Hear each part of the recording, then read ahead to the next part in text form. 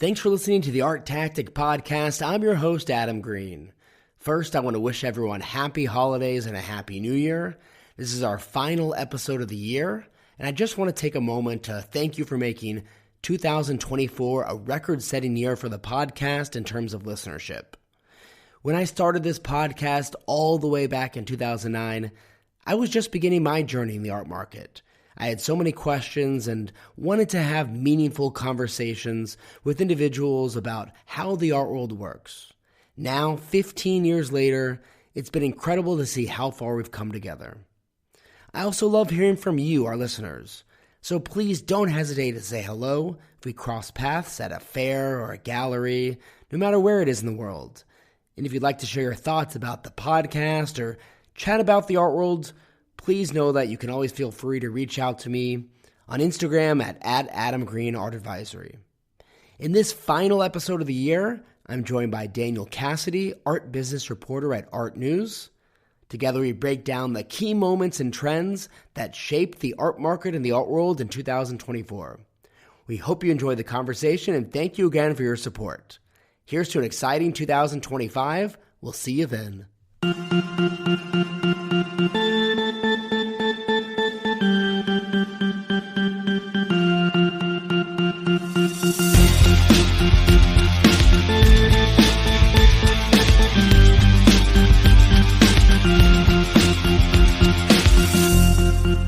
Daniel, thanks so much for joining us for this special end of the year episode. How have you been?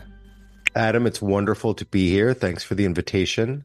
I've been good. I'm happy that the year is coming to a close in a rather peaceful manner because it's been, looking back over all of 2024, it's been a rather tumultuous year.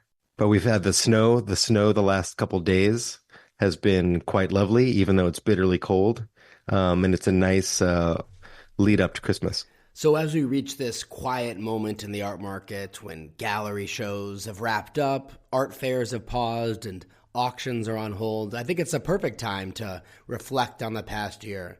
So to start things off, how would you assess the overall health of the art market in 2024 compared to recent years? And to what extent do you think this was shaped by internal market dynamics versus external factors like macroeconomic trends or geopolitical events? Well, the year's been interesting. 2023 and the first half of 2024 were grim, and that's the most polite way to say it. Arguably, it was a horror show. There was a sense that both collectors and auction houses were kind of struggling to accept what the new reality was in the post-COVID higher interest rate world. But I think now, with the year wrapping up, especially after the second half of the year, the November sales and Art Basel, Lord forgive me, I almost said Paris Plus, Art Basel Miami Beach and Art Basel in Paris, things seem to be looking up. The Fed has decided to lower interest rates, not once but twice. And I really think there's a general sigh of relief that the presidential election is over. Regardless of who you voted for, people were, I think, really anxious leading up to it. And you could see that affecting the market everywhere from the auction houses to the galleries. And, all of that's the geopolitical side. There are internal forces, too, that I thought were really interesting. I was working on a story earlier today about kind of looking back over the year. And one thing that really struck me was how delicate the market seems to be when it comes to rumors. Oftentimes there'll be stories about how poor the market's doing. Someone will choose to focus on certain artists' prices going down exponentially and read that as the entirety of the contemporary art market crashing, which is wildly untrue. But when stories like that, come out, it does give collectors and auction houses cold feet, and therefore becomes kind of a self-fulfilling prophecy. So I think, 2024 as a whole, there was a lot of, at least for the first half of 2024, there was a lot of internal and external factors that kind of left the art market on shaky ground. But a lot of that's kind of been washed away, I think, with the second half of the year. I think that's a really great point, and I've said it regularly on the podcast that I think it's really difficult to capture the state of the art market as a whole because it's really a collection of many different markets, whether we're talking about specific artists, emerging artists, or very established artists in terms of price points, lower level price points, or very high price points. I mean, for example, how relevant is it that a Rene Magritte painting sells for $120 million to a collector who is focused on younger and mid-career artists and spends on average 5 or 6 figures per acquisition? I don't think it's that important. But to share some of my thoughts on the question, I think as we wrap up 2024, I feel like there's a little bit less uncertainty in the market overall. It's become more selective, which I think is normal and healthy. And I don't think that shift is really surprising anyone anymore, whether it's collectors or galleries or auctions. And you also mentioned the election, and I agree. I think regardless of personal politics, I do think that the resolution of that uncertainty and just not having the election hanging over us, I think it's provided some stability for the market. So if we now focus on the participants in the art market, whether it's artists, galleries, or other key players, who would you say emerged as the biggest winners in the art market this year? The year has definitely been interesting. There's been a lot of movement. Simone Sebal moved to Paula Cooper, so you can consider that, a big win for Paula Cooper. Simone had such a wonderful program downtown. Maybe that signals what Paula Cooper is going to be how they're going to be looking to grow in the future. But I think the real winners were collectors who were willing to shake off the pessimism, that really was pervasive all year and start collecting with their eyes instead of with their balance sheets. There was a lot of deals, especially in the second half of the year. Nothing jaw-dropping. There were very few high 8-figure sales. A collector that decided to buy a work because they wanted to live with it, as opposed to buy a work because they thought they could sell it again within a year or two. Those collectors, I think, you could consider the real winners this year, because not only did they buy something that they liked, but with patience and time, a lot of these works will go up in value. This year, the speculator kind of lost their power, which gave the chance for real collectors to look for real works. I agree. I think a lot of speculation was driven out of the market this year. And for collectors with a longer term perspective and strong conviction, I think this created more opportunities to acquire great works and perhaps even easier access to works on the primary market. Also, one other group I would highlight as a winner this year were the smaller and mid-sized galleries that took a more fiscally conservative approach to their businesses instead of adopting an overly aggressive expansion strategy. I think we saw some galleries open new locations in different cities and effectively really doubled their head count and overhead costs. And in many cases, it seemed like the success of these expansions really hinged on achieving sellout show after sellout show, or nearly sellout show after nearly sellout show. And unfortunately, we've now seen some of these galleries forced to close these new locations because that business model just really wasn't sustainable. So I would say for the galleries that chose not to overextend, I imagine 2024 might have been a little less stressful and perhaps easy to navigate overall. No, that's a great point. I've spoken to, over the last year, a number of dealers who have told me, apart from rents going up, the cost of doing business has never been greater than it is right now, from shipping to staging shows, art fairs, which are just increasingly expensive and also have to deal with the same, costs of doing business. The people that tried to expand or did expand in 2023 and early 2024 really got hit hard because it's all overhead. So I feel like the art world loves a controversy. What would you say was the most significant or talked about controversy in the art market in 2024?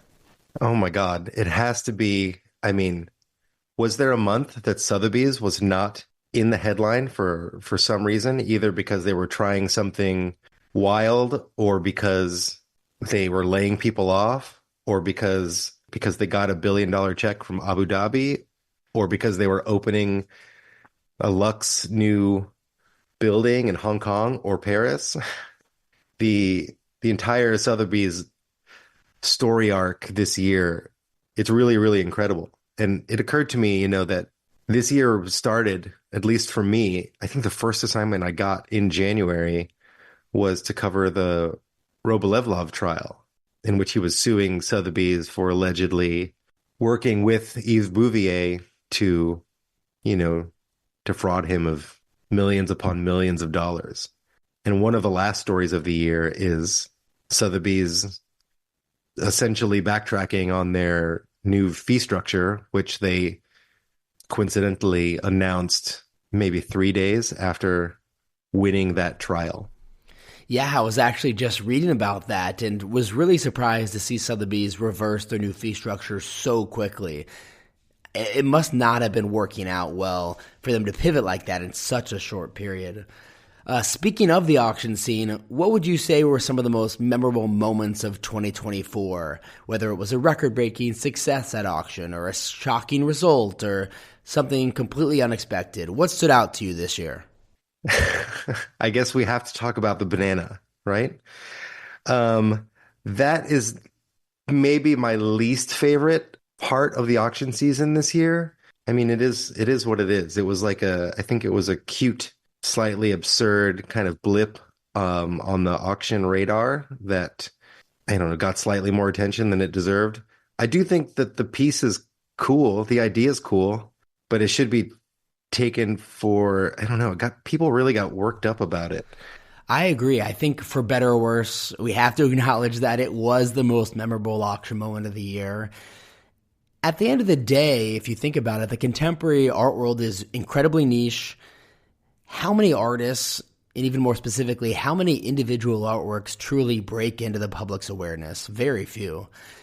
And I think you could argue maybe it wasn't really the artwork itself, but the artwork in combination with the auction result that caused a lot of the stir.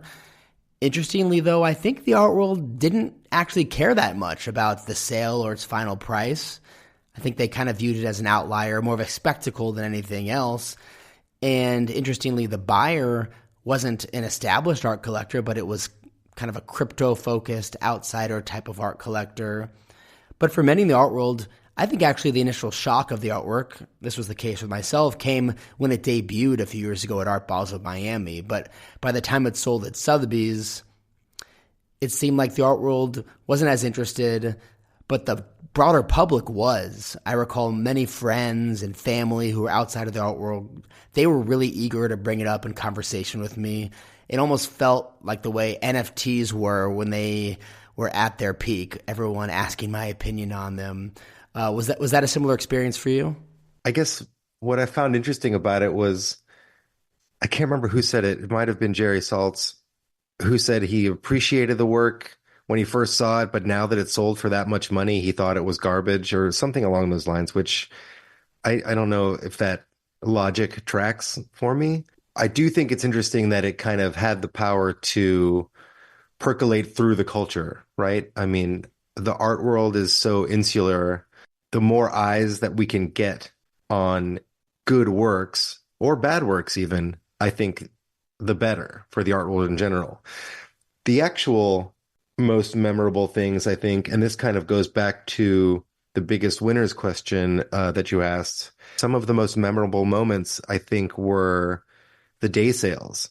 There were quite a few overlooked post-war and modernist artists that had phenomenal results this year, like Lynn Drexler, Lois Dodd, Gertrude Abercrombie, all had auction records this year during day sales. And that's just another sign that these astute collectors are looking for things kind of on the periphery of the canon, things that deserve to be looked at with a discerning eye, and are buying these things up for not that much money, because they've been in the same collection for oftentimes decades. So that, I think, in the auction world is a big bellwether to kind of where we're going. So it seems like the art world becomes more global with each passing year.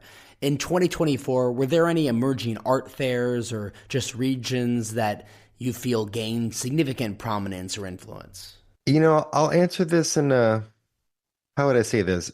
It's not really one emerging art fair or region, I think, that really stood out or gained attraction, but rather the idea of the hotel fair, I think, gained prominence this year. I know there's a long history of hotel fairs in the art world. Felix is one of the highlights of LA every year, but they really spread out in multiple cities in the art world this year. The Dallas Invitational, for example, was interesting. Maybe not the best fair. There was good stuff in there, but I would choose a different hotel personally. But to have it right across the street from the Dallas Art Fair, I think shows the the spirit of the hotel fair. It's kind of spicy. It's kind of like the slightly punk rock. There was the Aspen Art Fair, very chic. That's the kind of hotel you want to have an art fair in. And it was really staged beautifully. I was lucky enough to attend both of those. Here in the city, there was the Chelsea Art Fair at the Hotel Chelsea, which I did not go to, but when I walked by, there was a line basically around the block. I don't do lines very well, so I went to the bar instead and asked somebody how it was. They gave me they said mixed results and kind of left it at that. So I ordered another martini and went about my day. I think that's a really interesting point you raised about the rising trend of hotel fairs. I know people like to complain about it, but art fairs have become such a central part of the art market. And I think the problem is that many fairs feel indistinguishable from one another. They often lack a unique or exciting format. It's hard to digest the work at the fairs. And on top of that, the rising cost for galleries to participate in these fairs adds another layer of pressure. Meanwhile, hotel fairs, I think they offer an interesting alternative. They have a completely different vibe, and they come at a much lower cost for galleries. And so I think because participation is more affordable, we see sometimes galleries, maybe they're more willing to showcase interesting, sometimes even more challenging works that may be more difficult to sell, pieces you wouldn't typically see at a larger, more commercial fair. And yeah, so I think the reduced financial pressure really allows for a little bit more experimentation, which is an interesting development for the art market. Exactly. And I think that one of the most interesting parts about going to a hotel fair is that it's very consumable. A Basel or a Frieze at the Armory show, there's upwards of 200 presenters. Who comes out of there remembering 20% of what they saw? Anyone that says that they do, I think is suspect. A hotel fair, is built around these small communities. It's often rather galleries that were friends already and choose to kind of communally go on this adventure together, and that brings a certain kind of collector. Often it's someone who is familiar with the galleries already. So there's a built-in feeling of community. So digital art and NFTs, they were, of course, hot topics in the art market really not that long ago. How relevant were they to the narrative of 2024, and where do you see them heading in the art market? I think that the system that they're built on, the blockchain, is functional. It will have purpose in the art world, but not as a vehicle for pictures, right? Like, I think it'd be so much more functional if they just operated as receipts or for provenance. There's still no difference to me between a piece of video art, which has existed for a while, or a JPEG and an NFT. The only difference is the mechanism behind it. That being said, when you bring up NFTs and the blockchain, crisscross applesauce, we're talking about Bitcoin, and it all goes right back to the banana.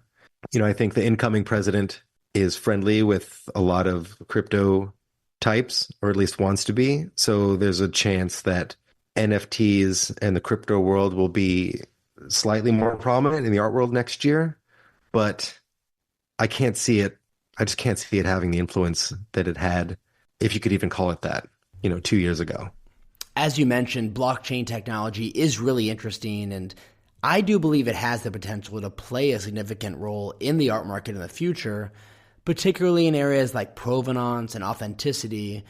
And while it hasn't been widely adopted yet, I think it could be in the future, maybe driven in one of a couple of scenarios. Either a widespread fraud incident occurs that really forces the entire art world or much of it to reassess how provenance and authenticity are tracked, or maybe even a major player like an auction house or a blue chip gallery, maybe they take the lead in integrating blockchain into their transactions. And so all of a sudden you have thousands of artworks that are being transacted, and blockchain is a part of that. I think when it comes to NFTs as artworks, we've seen a select number of NFT artists embraced by museum curators. I think these artists have a strong chance of remaining relevant and being integrated into art history as curators continue to exhibit their works in institutions and write about them in thoughtful ways. That said, these are not the same NFTs that were selling for the highest prices during that boom, like CryptoPunks or Bored Apes. And I think ultimately, NFT artworks are consumed through screens. And if we look at something like video art, which has been around for decades, while museum curators acknowledge the importance of the medium, it still remains a very niche collecting category. I think most collectors, they prefer to live with paintings or sculptures or drawings rather than having artworks being displayed through video screens in their homes. Right, and that's the biggest drawback, I think, of that medium. To people have grown accustomed to looking at a PDF or a picture on Instagram and then buying that sculpture or that painting, but to have your phone or, a glorified TV screen be the only representation of the thing you bought that's visible that you can put in your house is unattractive to most people.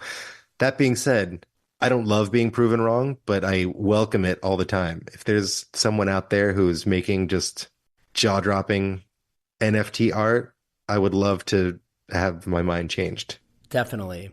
So as a reporter, you're covering stories about many different aspects of the art world over the year. What was your favorite story to cover in 2024, and what made it stand out for you? I looked back at everything I wrote this year when you first brought this question up, and I think my favorite thing to write about was Frieze London. That has more to do with my never having been there before, but I absolutely fell in love with the city. I fell in love with the tent, the layout of that fair. They had a new layout this year. You entered and exited from the same side of the fair, and there were two long corridors that led all the way to the back. All the megas were also in the back. So visitors had to walk the length of the fair to kind of see the quote unquote main attractions. That meant the smaller galleries, which were up front, the mid-sized galleries, which were behind them, all got more visibility. I thought that was great. Apart from that, I'm a huge admirer of pub culture. Going to a 17th century pub and reading a book at noon, I can't imagine anything better than that. So I had a really great time in London. Frieze Masters is also a wonderful fair. There should be more appreciation of the old stuff because it's really beautiful. Yeah, Frieze and the trip to London was by far my favorite thing that happened this year. Yeah, and I think Frieze London this year was particularly interesting for another reason: the timing of Art Basel Paris the following week. I mean, I can't recall another instance where galleries and collectors at one fair were so focused on talking about another fair. I mean, during Frieze, I was asked at least a few dozen times if I was staying in Europe for Basel Paris. It was really fascinating to see just how much attention and anticipation Paris generated, even while we were still in the midst of Frieze. Yeah, and I think that will continue this year because they really are quite different cities, and the question of whether Paris will overtake London as like an art hub was not answered this year. They're so close together that the majority of people that I know just went to both and made it a vacation in the middle. And while I am a big proponent of the art fair calendar, slowing down, I think it's too much for galleries. I think it's too much for collectors. On the same hand, you have to do it because a lot of galleries, that's the only way they get out of their neighborhood. It'll be interesting to see what next year looks like and whether Paris and London kind of one makes the other obsolete or whether they grow in different ways. Yeah, I'm really curious how that unfolds as well. So before we let you go, I want to ask one final question. Looking ahead, can you share a bold prediction for the art market in 2025? It can be as unexpected or speculative as you want. We won't hold it to you if it doesn't happen. I mean, I think we're going to see kind of like I mentioned before, a return to kind of the old way of doing business. There's going to be a lot less of kind of glittery headline estate sales at the auction houses, and the auction houses are going to have to work a whole lot harder. I think collectors are going to be the winners for that hard work as well. I have a feeling that Sotheby's is going to come out on top of all this mess. I'm not sure, but it might not be. It's going to be a different business than I think how people think of it now. But yeah, we'll see. Maybe people will be singing their accolades. Everyone who's kind of secretly wishing for their downfall now might be singing a different tune at the end of the year next year. Well, I'll go ahead and share a prediction of my own. I think next year could be the year that AI finally makes a breakthrough into the art world, whether it's at an auction house, maybe hosting an AI curated sale with certain lot essays being written entirely by AI, or maybe AI chooses the order of the lots, or maybe even a museum of some kind will take a leap and actually present an AI curated exhibition. Either way, it feels like AI will make its mark in the art world, whether it's in 2025 or a few years later. Man, that's so much better than my answer. Very, very good. An AI curated sale. Jesus. I mean, it's not impossible though. It actually makes a lot of sense. Yeah, I think it's inevitable. It's really just a matter of time before we see one of those. Daniel, thank you so much again for coming on the podcast and helping us recap the year 2024. It was certainly an interesting one, and we want to wish you a happy holidays and a happy new year, and looking forward to chatting with you again in 2025. Have a good year. Have a good Christmas and a good New Year, man. It's good to see you.